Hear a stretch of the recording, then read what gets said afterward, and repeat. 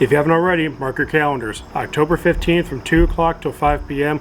will be Community Day featuring Timburr. Now, Timburr has already been released as your shiny Pokemon Go, but it's also really hard to find.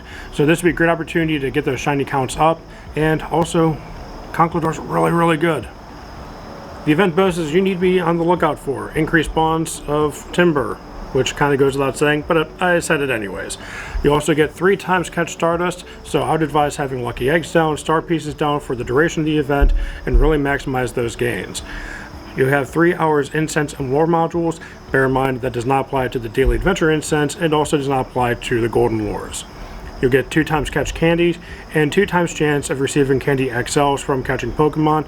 Trainers will also be able to make 1 additional special trade for a maximum of 2, and trades will require 50% less Stardust per trade. So something I like to do, kind of a pro tip, my buddy and I, for example, what we do is we take our worst possible shiny, lowest IV shinies we have, we caught, and then we'll trade them.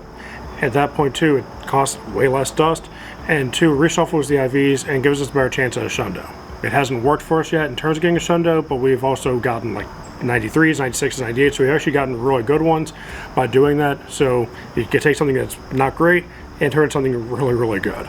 Any girder that is evolved into Conkeldurr during the event hours, all the way up until 10 p.m. actually, will actually learn the charge move Brutal Swing. Now typically this whole family is a fighting type, so having a dark type doesn't really make sense. However, Brutal Swing is one of the best, if not the best, dark type move, not just as a raid attacker, but also in Go Battle League. So it'll give you fantastic coverage. So if somebody swaps in a psychic type, you actually will be able to counter that because you have access to Brutal Swing, which charges up really fast. And as always with any community days, photobomb opportunities will be more prevalent. You can actually get up to 5 photobomb encounters by taking a snapshot of your buddy, and that will actually give you 5 points of progress towards your photobomb medal. So if you're still working on that platinum medal, get 5 more free points. As always, Pokestop showcases will be active, and this time they'll be featuring Conkeldurr and Timburr.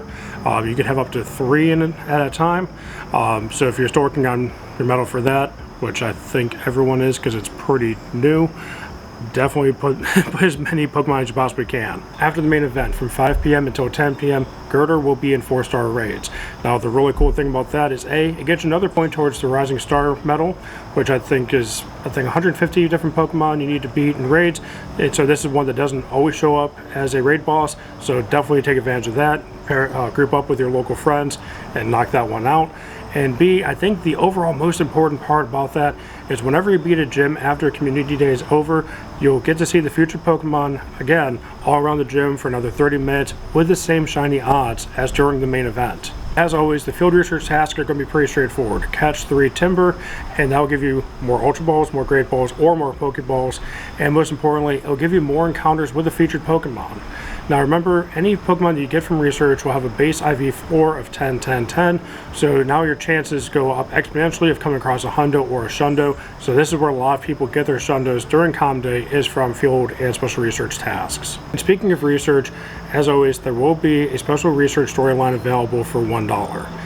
Personally, I recommend getting them because not only do you get more opportunities to encounter the featured Pokemon with the same shiny odds and again the IV floor, but also you get a lot of premium in-game items like rocket radars, incubators, incense, lore modules, you name it. So I think it's really worth the $1, and again, you get more opportunities to catch the featured Pokemon with an IV floor that's a lot higher than it usually is in the wild. So I would definitely recommend spending the $1 or maybe gifting it to a friend who is kind of on the fence about buying it. So I mentioned the Rising Star Platinum Medal earlier. Another one you can focus on is called the Gentleman Badge. And the reason why I'd say specifically this one is I would take your Timburr, evolve them up to the next level into Girder, trade those with your friend.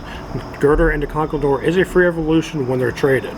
So not only do you get points towards your progress for the Gentleman Badge, but also you can also get progress for, well, this badge here, the Scientist Badge, because now you have those free evolutions stacked up, and you can evolve all of them up and you get more progress towards your Scientist medal. Another one to focus on, seems pretty straightforward, is the Black Belt Badge. And so what that is you need to catch 2,500 fighting type Pokemon, and since Timburr and its family are all fighting. The last medal I want to talk about is going to be the Picnicker medal. Yes, I bring it up every time, and with good reason, because community days are the absolute best time to get progress towards that medal. Go to a local park, go to a mall, go to a suburb that has a whole bunch of different stops, and lure up every possible one that you can. Because it doesn't count just the progress that you make, but also counts every catch that the community makes as well. And on top of that too, it really helps the local group out, so that way they have more opportunities to see wild spawns, and also increase their chance of seeing shinies as well. That does it for me. Thank you guys so much for watching. I'll see you in the next adventure. See ya.